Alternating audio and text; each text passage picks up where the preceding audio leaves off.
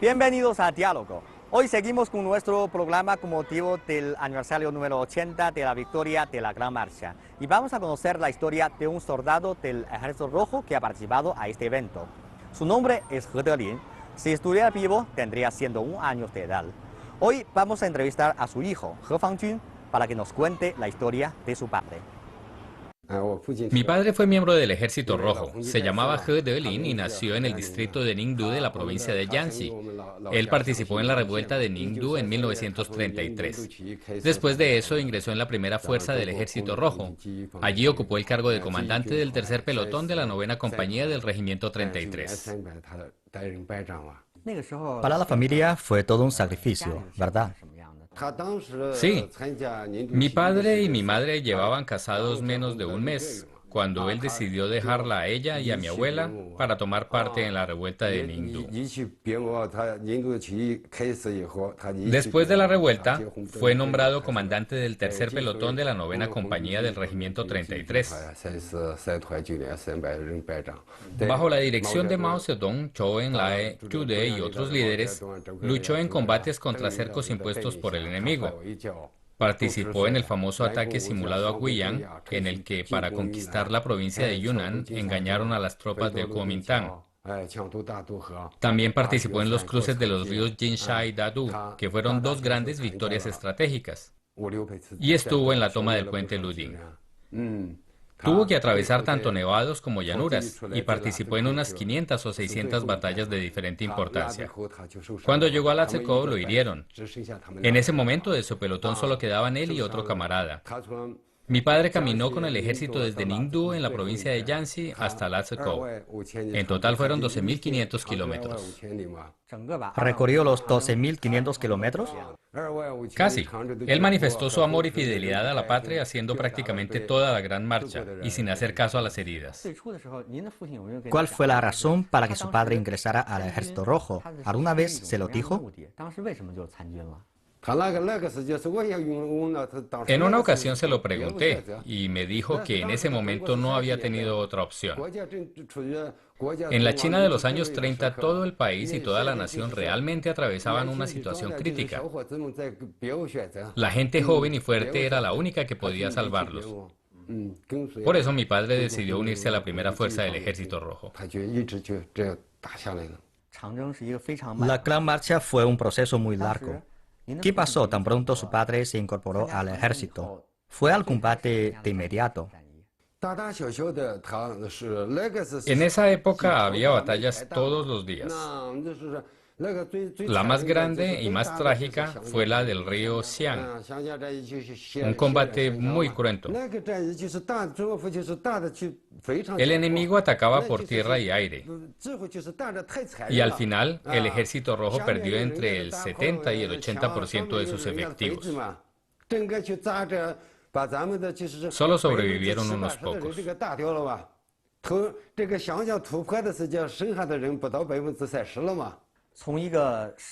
Siendo solo un adolescente, su padre experimentó la crueldad de la guerra y vio morir a muchos de sus compañeros. ¿No tuvo miedo? Él me dijo que después de los combates de la batalla del río Xiang, algunos camaradas sí empezaron a dudar, e incluso algunos huyeron, pero él nunca vaciló. Y después de esa batalla participó en muchas otras, ¿no? Las batallas del puente Luding y del río Dadu también fueron bastante duras. Al momento de cruzar el río Dadu, mi padre estaba en la vanguardia. Cruzaron a caballo, 2 soldados por bestia. El que iba delante se encargaba del fusil y el que iba detrás de las riendas. Mi padre iba detrás. Hubo un momento en que el caballo se asustó y no quería avanzar. Entonces mi padre lo pinchó con el cuchillo. Así, por el dolor, volvió a correr. Pero cuando ya casi alcanzaban la orilla, se quedó sin fuerzas y tuvo que pincharlo de nuevo. Esta vez, el cuchillo se hundió en la carne del animal y mi padre decidió no sacarlo para evitar que se desangrara. Finalmente pudieron llegar a la otra orilla. En una ocasión presentaron en televisión un programa sobre la Gran Marcha y aparecieron unas escenas en que el Ejército Rojo cruzaba nevados y llanuras. Yo le pregunté a mi padre si la situación era tan dura como se veía, y él me dijo que en realidad había sido mucho más dura. Lo que mostraba el programa solo era el proceso, pero lo que había pasado realmente había sido mucho más cruel. Las montañas estaban cubiertas por capas de nieve de casi 3 metros, lo que dificultaba mucho avanzar con el armamento y los equipos tan pesados que llevaban. La nieve era tan profunda que debían avanzar tomados de la mano. Y cuando dormían en las llanuras también tenían que estar muy cerca unos de otros, porque había muchos pantanos, y si alguien caía y los demás no se daban cuenta o no lo ayudaban de inmediato, moriría ahogado. Y ese riesgo era mucho más grande en la noche.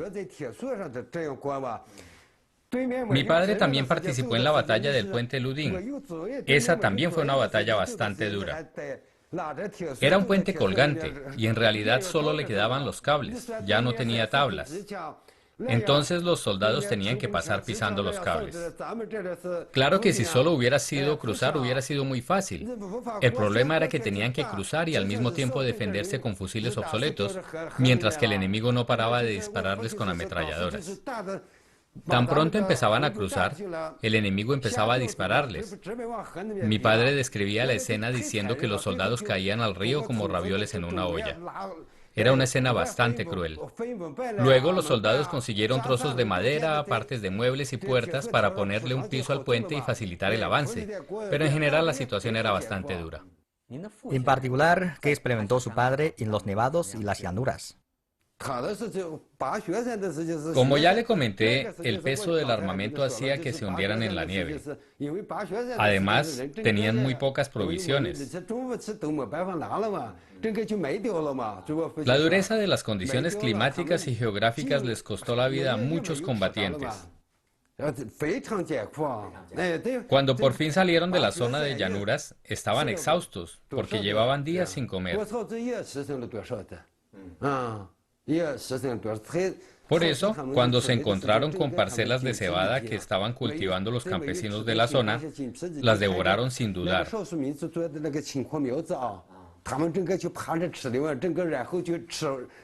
Eso hizo que muchos se intoxicaran y sufrieran ataques de diarrea y otras enfermedades.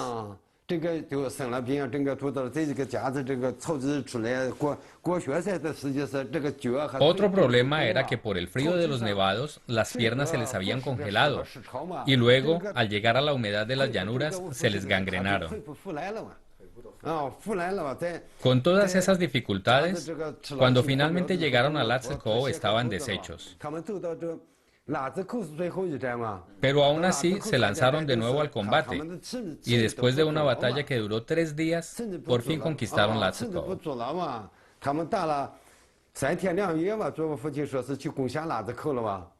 Dicen que en Lhasa Kow hubo un encuentro inesperado con el enemigo.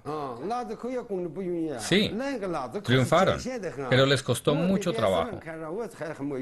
Mi padre me contó que Lhasa Kow era un lugar muy peligroso, porque solo tenía un camino y estaba controlado por el Kuomintang.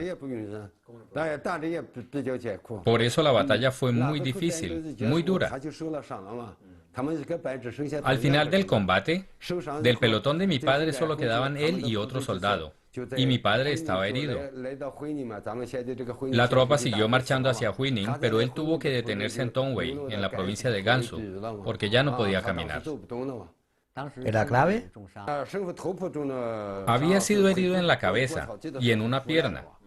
Por eso ya no podía caminar. Su comandante dejó a 2 soldados cuidándolo, pero él creyó que no sobreviviría. Así que les dijo que tomaran sus armas y se unieran a la tropa, porque ellos sí podían seguir adelante.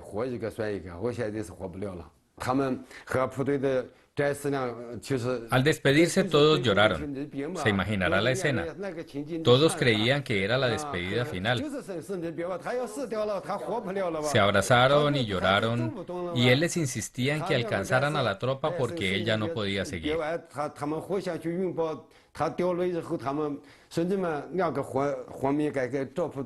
Mi padre se sentía frustrado porque nunca había pensado que después de recorrer más de 12.000 kilómetros y sobrevivir a la batalla de Lhasa Kow, moriría en ese lugar.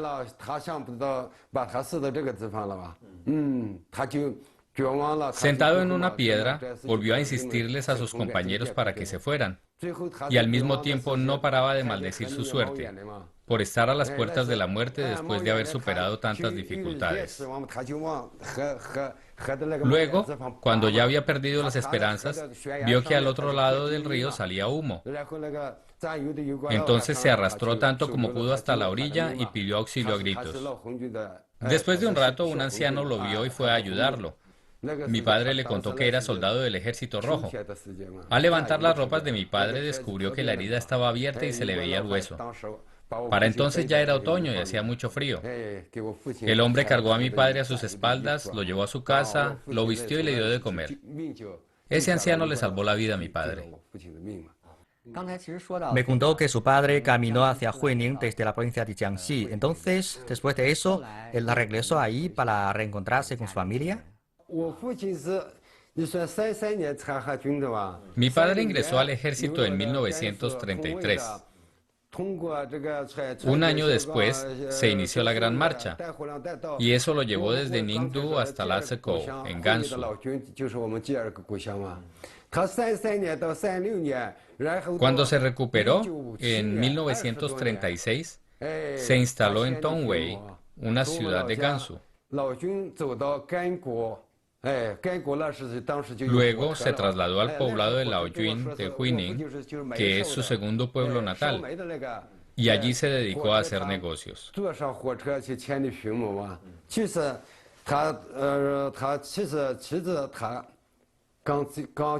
En 1957 se desplazó de Laoyuan a Gangu, otro pueblo pequeño. En aquella época ya había trenes, eran de vapor, y él se fue en tren a buscar a mi abuela. La verdad es que ambos creían que el otro ya no estaba vivo. Por eso, cuando se encontraron, se deshicieron en lágrimas. Imagínese usted lo que podrían estar sintiendo.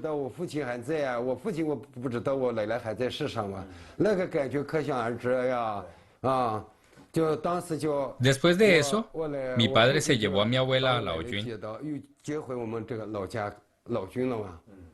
Aunque las condiciones aún eran muy duras y casi no tenían con qué comer, para ellos el vivir juntos de nuevo era más importante que todo.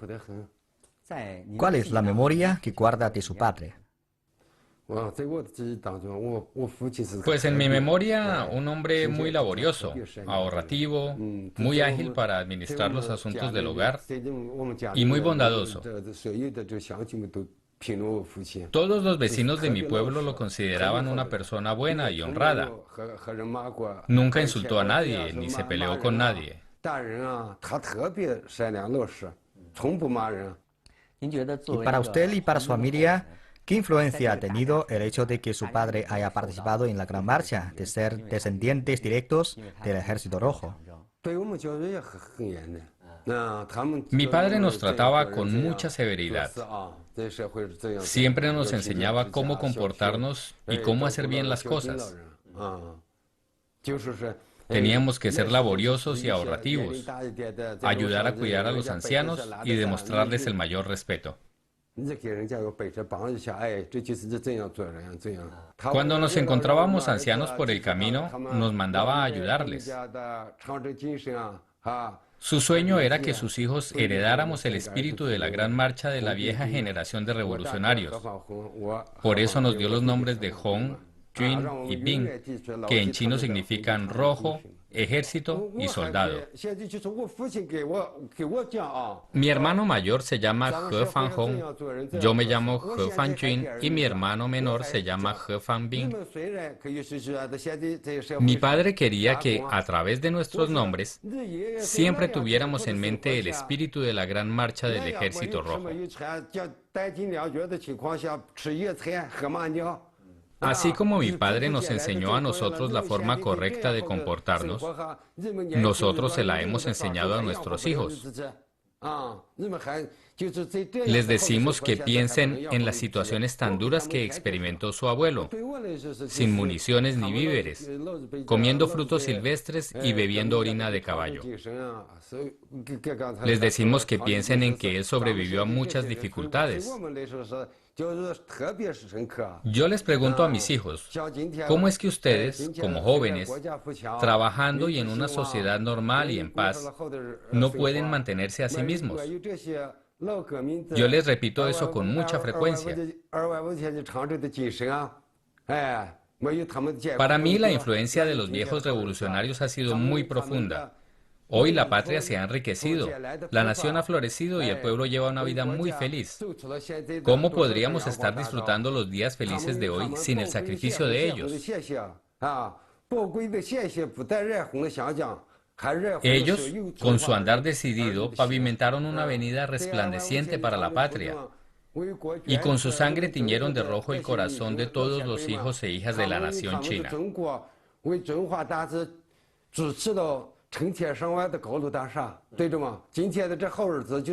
Los héroes y ancestros que cayeron en defensa de la patria en la Gran Marcha sentaron las bases de la vida feliz que tenemos hoy en día.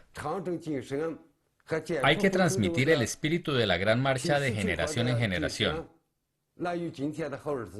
especialmente nosotros, como la segunda generación roja, como hijos del Ejército Rojo. No podemos olvidarlo y debemos grabar para siempre en nuestra memoria el espíritu y la voluntad de la gran marcha de la vieja generación de revolucionarios. En su casa vi una foto de los máximos dirigentes reunidos con los viejos soldados. Fue la celebración para conmemorar el 70º aniversario de la Gran Marcha. Los líderes del país vinieron al salón conmemorativo de Huinin para recibir a los viejos soldados locales del Ejército Rojo y del Ejército de la Octava Ruta.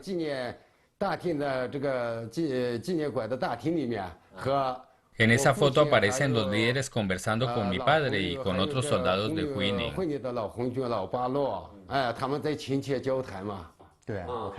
Uno de los líderes estrecha la mano de su padre. Así es. Le preguntaba cómo estaba y si todo iba bien. ¿Cómo se sintió su padre antes y durante ese encuentro? Se sentía muy emocionado. Ya tenía 94 años y nunca había pensado que podría entrevistarse con los máximos dirigentes del país. Eso le causó muchísima alegría. Hoy en día, todos estamos promoviendo el espíritu de la Gran Marcha. Para usted, en definitiva, ¿en qué consiste dicho espíritu? El espíritu de la Gran Marcha es algo muy valioso en el mundo de hoy. Así que nosotros, como hijos e hijas de la nación china, debemos heredarlo y transmitirlo. Nos enseña cómo comportarnos, cómo hacer las cosas y cómo contribuir al país. Eso es el espíritu de la Gran Marcha. Iremos a cualquier lugar donde nos necesite la patria. Lo que haya que hacer, sin duda seremos capaces de hacerlo. Si el país nos necesita, siempre que podamos contribuir, nos esforzaremos. Todo eso es el espíritu de la Gran Marcha.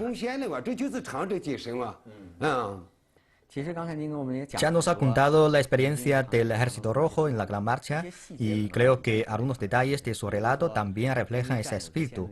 Por ejemplo, la amistad entre los soldados nos muestran que el concepto de unión también forma parte del espíritu de la Gran Marcha.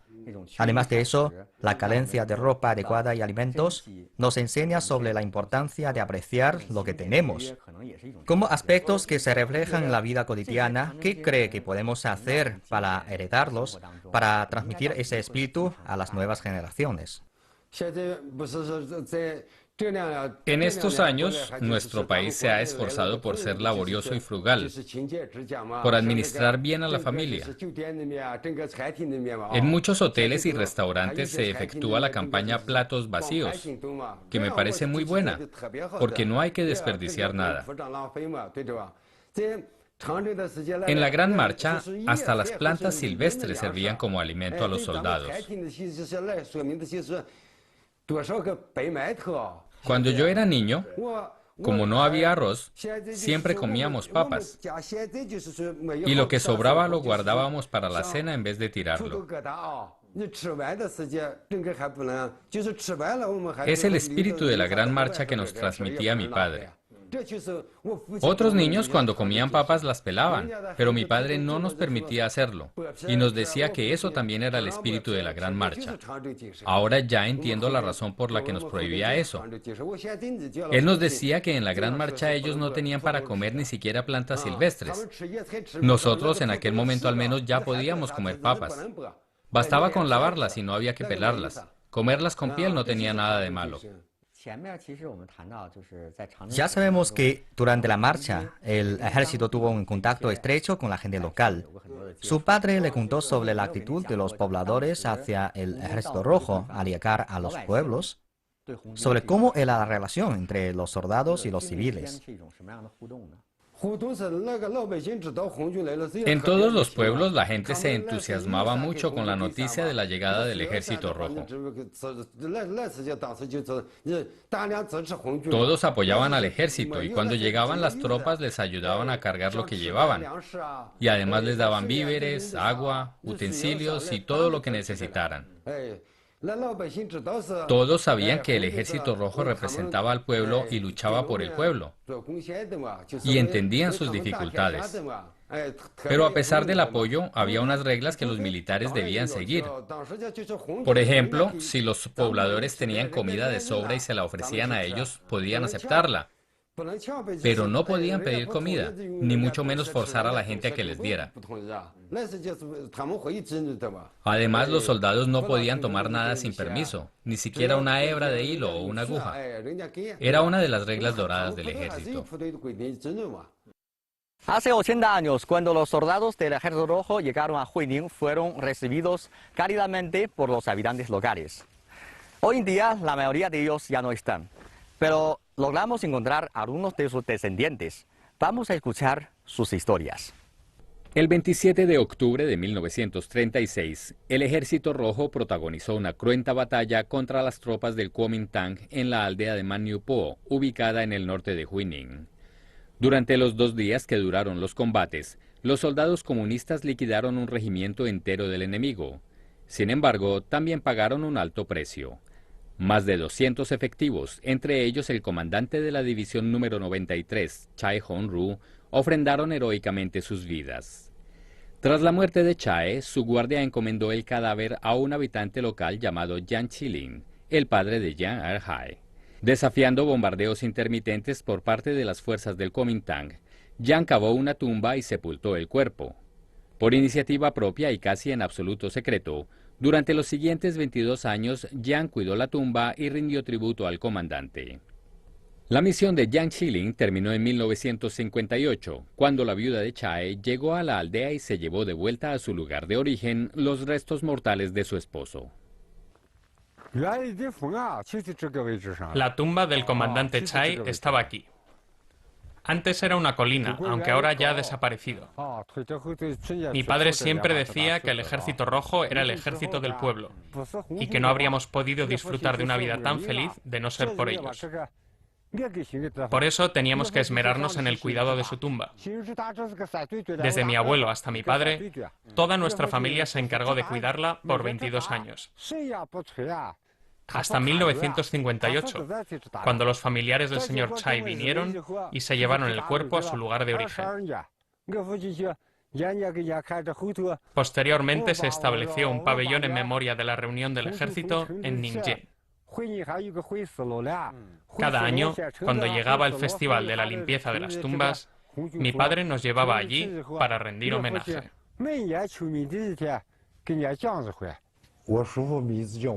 Mi padre se llamaba Wang Qin y mi tío Wang Juan. Las tres fuerzas principales del Ejército Rojo se reunieron en Huining en 1936. La gente de Huining les demostraba mucho cariño, porque decía que el Ejército Rojo luchaba por el pueblo.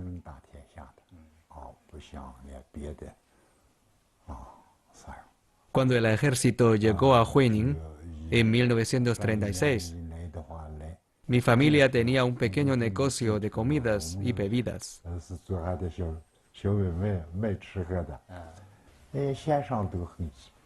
En ese entonces, muchos pobladores regalaban a los soldados alimentos, refrescos y artículos de primera necesidad de manera espontánea.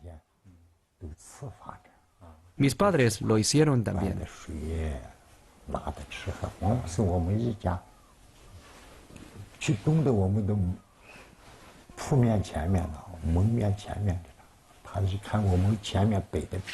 En esa época mi familia tenía una tienda en la que se vendían comidas como tallarines fríos, pan y bocadillos. Cuando pasaban los soldados, miraban la comida con mucho antojo. Mi madre, al ver eso, sabiendo que ellos tenían mucha hambre, les ofreció unos panes, pero ellos dijeron que las reglas del ejército les prohibían aceptar las cosas del pueblo sin autorización de los comandantes. Pero al ver a un soldado muy joven, mi madre se conmovió y por la fuerza me dio un pan debajo de su chaqueta, tratando de que los demás no se dieran cuenta. Luego de eso, mi madre fue a contárselo a mi padre. Él estaba dentro de la tienda moliendo maíz. Al oírla, mi padre tomó la decisión de no vender más ese día y regalar todo lo que ya habían preparado al ejército. Entonces cargaron todo y se lo llevaron para repartirlo entre los soldados.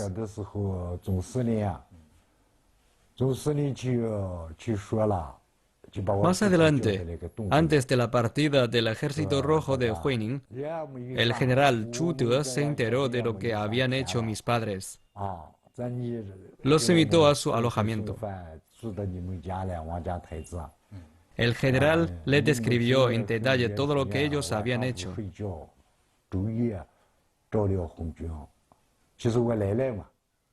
Y le dijo que incluso sabía que en la noche había alojado a algunos soldados en su casa y que mi abuela se había desvelado para cuidarlos. Y luego le dijo, ahora ya no tengo nada de dinero, pero quiero regalarles mi única tetera como recuerdo. Mi padre se negó enérgicamente, diciéndole que la necesitaría luego, y si no la tenía, le haría mucha falta. Pero entonces otros oficiales que estaban allí le dijeron a mi padre que atendiera el pedido del general y se la quedara.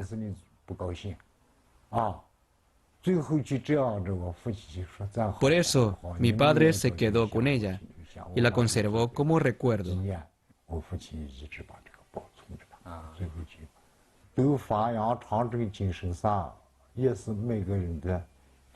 El espíritu de la Gran Marcha es el pilar espiritual de cada persona de Huining.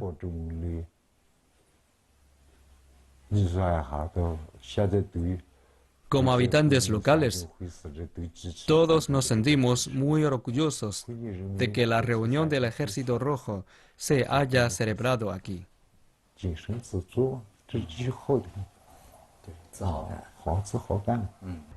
La Gran Marcha del Ejército Rojo fue una hazaña sin precedentes de la historia mundial. Y aunque ha pasado 80 años, este espíritu sigue siendo muy valioso y despertando la pasión entre la gente de diferentes generaciones, incluso entre los más jóvenes. Bien amigos, así terminamos esta emisión de Diálogo. Gracias por sintonizarnos. Hasta la próxima emisión.